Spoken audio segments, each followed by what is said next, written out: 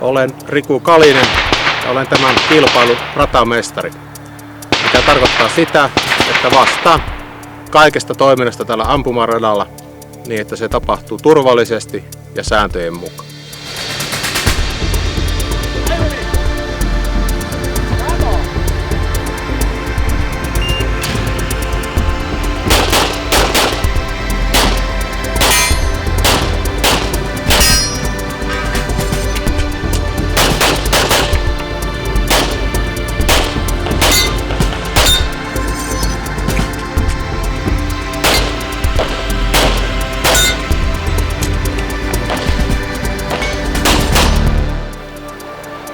Meillä on ampujina ihan kaikenlaisia ihmisiä ja voi sanoa, että kaikki on ihan normaaleja suomalaisia ihmisiä, joita täällä ampuu.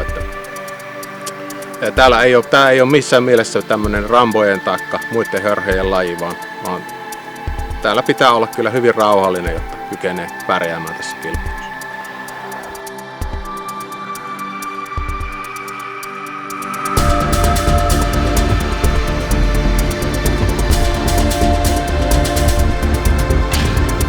Niin, meillä aina kun ammutaan, niin jokainen ampumatehtävä on erilainen. Ja tämähän ei ole mitään valmistautumista mihinkään aseelliseen konfliktiin tai voimankäyttöön, vaan tämä on urheilulaji, missä ammutaan pahvisia ja metallisia maalitauluja.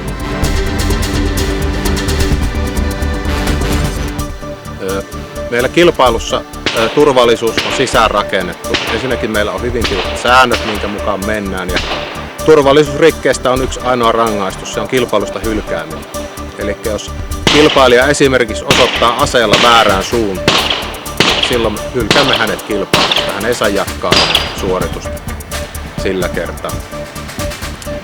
Ja kun meillä kilpailija suorittaa, eli kun kilpailija ampuu, niin häntä aina valvoo yksi ratatuomari.